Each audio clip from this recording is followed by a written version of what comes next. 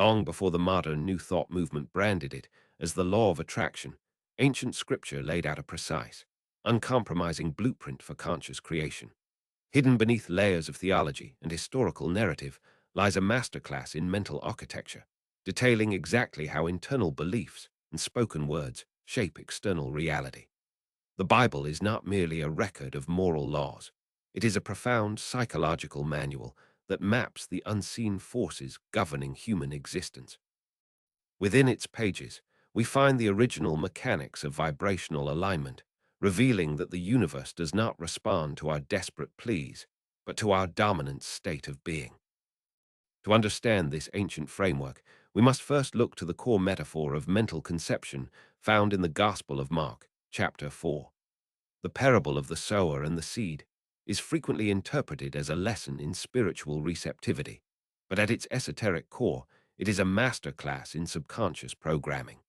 The fertile soil in this narrative represents the human subconscious mind, a vast, creative matrix that is utterly impartial to what is planted within it.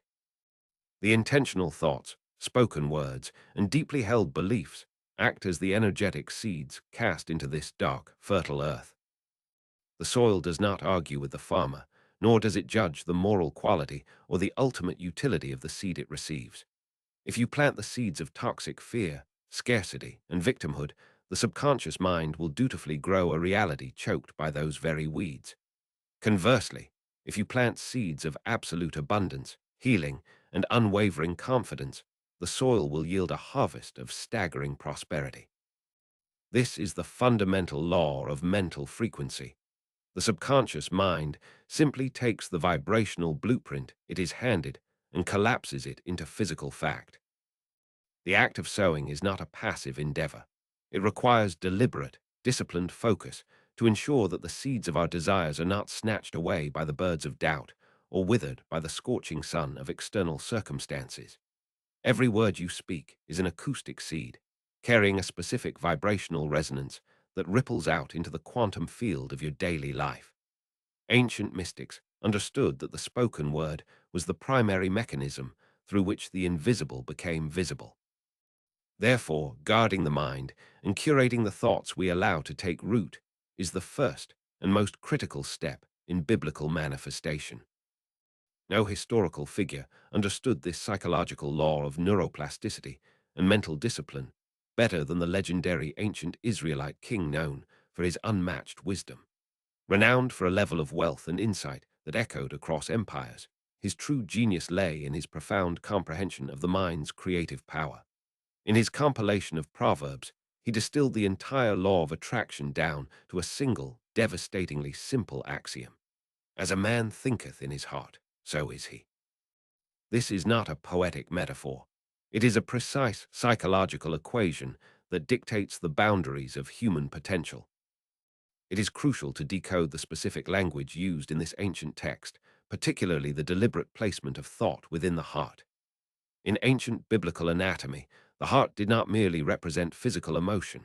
It was the seat of the subconscious mind, the deep reservoir of core identity and ingrained belief. The wise king recognized that fleeting, surface-level conscious thoughts do not possess the gravitational pull required to alter reality.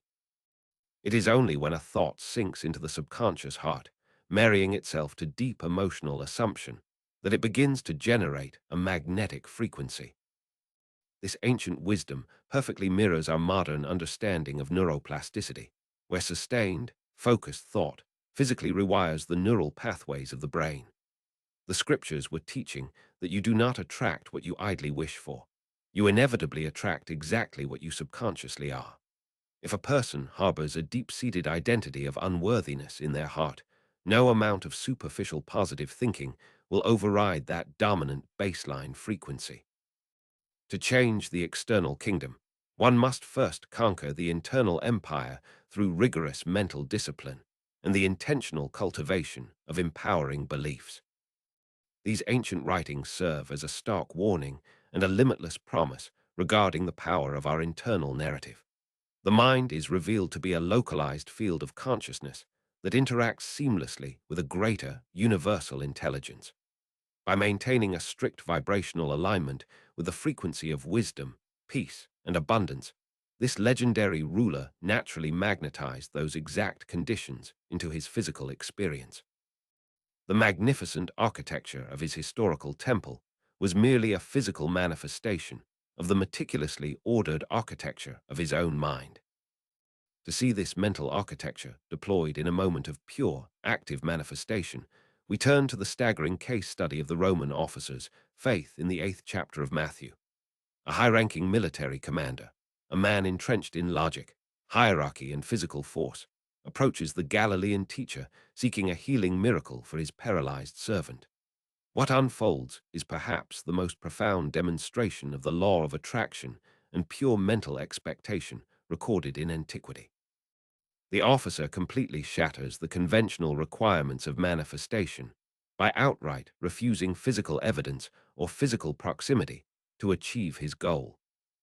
When offered a personal visit to his home, the Roman commander declines, stating, "Speak the word only, and my servant shall be healed."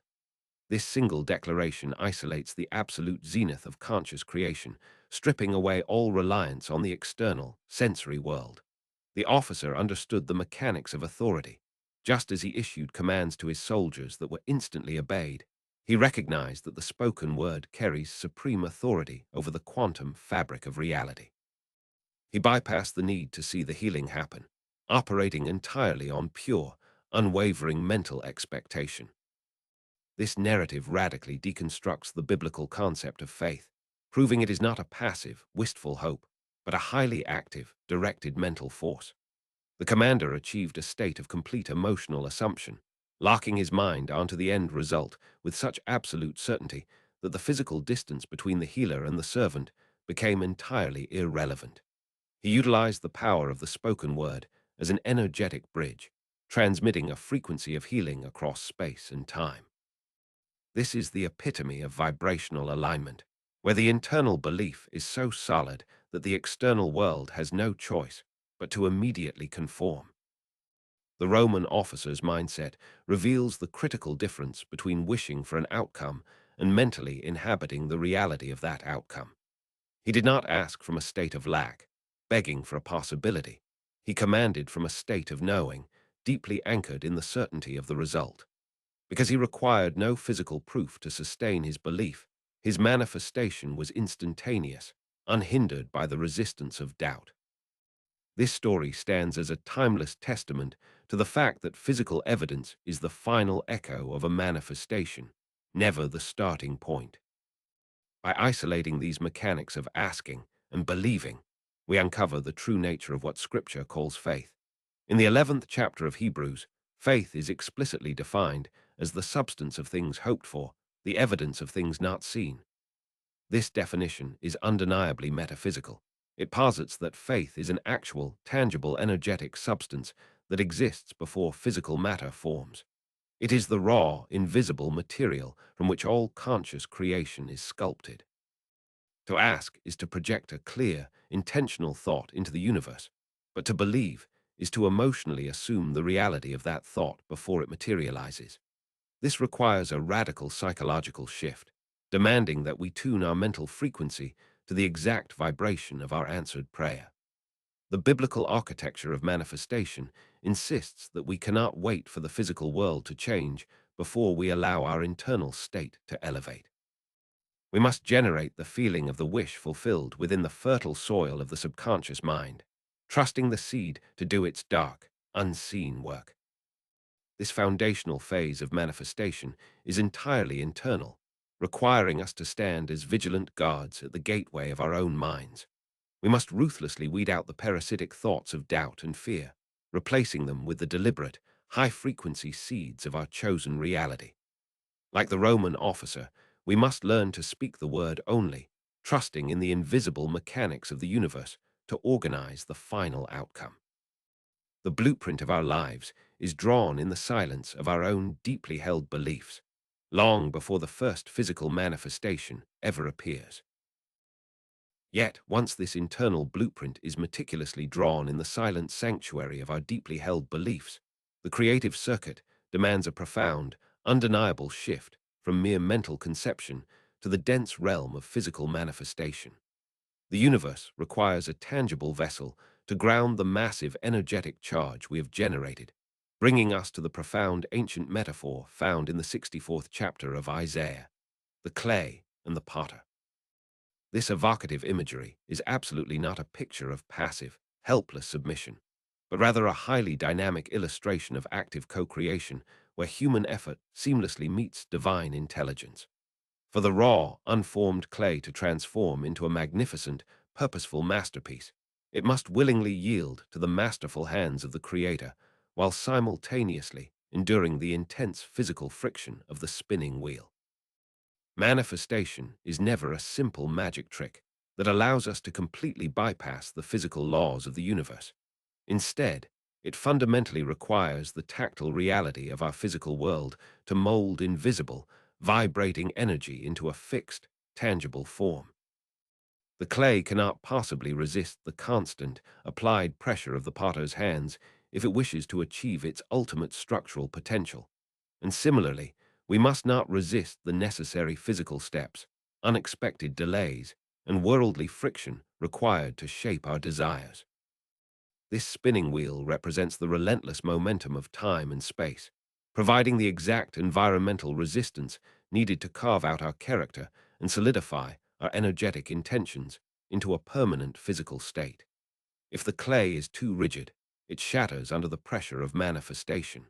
If it is too watery and lacks the substance of physical action, it completely collapses into a formless puddle on the wheel. Therefore, radical receptivity requires a delicate, intentional balance of profound spiritual surrender and active, physical participation in the unfolding of our own reality. We must allow ourselves to be molded by the very circumstances we attract, trusting that the friction we experience is actually the universe carving the intricate details of our answered prayers. To fully comprehend how this physical friction is practically applied to the manifestation process, we must deeply examine the uncompromising teachings of a pivotal first-century leader known historically as James the Just.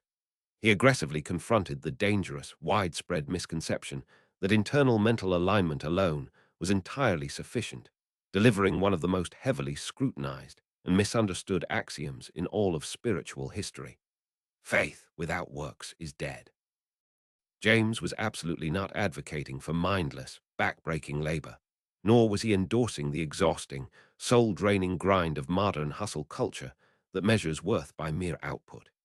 Instead, he was masterfully articulating the exact mechanics of the law of inspired action, revealing that deliberate physical momentum is the absolute necessary catalyst required to collapse swirling energetic possibilities into a fixed, physical reality. He understood that the human body is the ultimate grounding wire for spiritual energy, and without physical movement, the greatest mental conceptions simply evaporate back into the ether. If you mentally claim a life of boundless abundance, but physically cower in a posture of extreme scarcity, your contradictory physical actions immediately shatter the high vibrational frequency you are desperately trying to broadcast. Your daily behaviors, your physical posture, and the tangible choices you make must become an undeniable physical echo of your internal belief, actively proving to the quantum field that you have genuinely accepted the new reality. Inspired action serves as the vital, energetic bridge between the unseen, formless dimension of faith and the dense, three-dimensional world of physical matter. When James boldly stated that faith is uniquely made perfect through works, he was explaining that the creative circuit remains completely open, endlessly leaking valuable creative energy, until a definitive physical action finally closes the loop. This is precisely why you must physically move your feet, radically alter your daily habits, and make tangible, real-world preparations for the exact blessing you have already asked the universe to deliver. There is perhaps no greater, more dramatic historical demonstration of this radical physical preparation than the astonishing, unconventional siege detailed in the 6th chapter of Joshua, universally remembered as the legendary Battle of Jericho. Confronted by a seemingly impenetrable, towering stone fortress that blocked their path to the promised abundance, the ancient Israelites did not employ heavy battering rams, catapults, or any form of traditional, logical siege warfare. Instead, under strict instruction, they flawlessly executed a breathtaking masterclass in acoustic resonance, collective vibrational frequency, and the sheer power of radical physical receptivity. For 6 consecutive days, an entire nation of people marched in a unified, highly disciplined, and absolute silence around the massive perimeter of the stone walls. This deliberate, rhythmic pacing created a synchronized physical momentum that effectively concentrated their collective mental and emotional energy into a localized, highly charged energetic field. On the pivotal 7th day, this intense, silent physical action finally culminated in a deafening, sustained blast of traditional ram's horn trumpets and a unified, earth-shattering shout from the thousands of gathered people. This bizarre strategy was absolutely not a conventional military tactic meant to intimidate the enemy. It was a highly advanced, practically applied demonstration of vibrational physics, utilizing precise acoustic resonance to completely shatter the molecular structural integrity of the stone. The sheer, terrifying volume of their collective frequency matched the resonant frequency of the physical barricades, causing the seemingly invincible walls to instantly crumble into dust without a single weapon being drawn. However, the most critical, paradigm-shifting element of this entire historical event is the precise, calculated timing of their aggressive physical action. They were explicitly commanded to release this massive, triumphant shout of victory before the physical walls had even begun to show the slightest sign of cracking.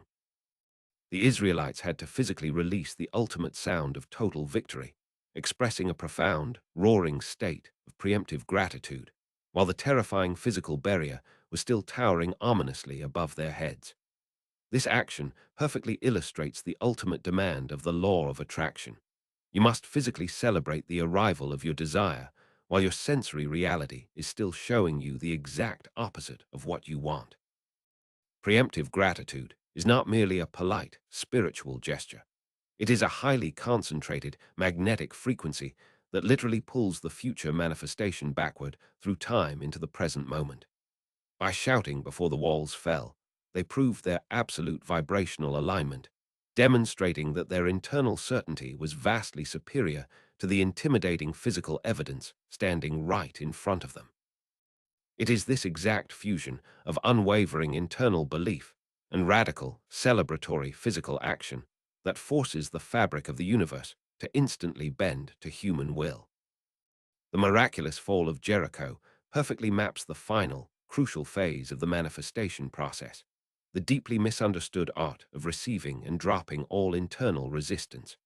The Israelites successfully dropped all logical, ego-driven resistance, completely abandoning conventional military wisdom to fully align their bodies with a bizarre but divinely inspired physical action.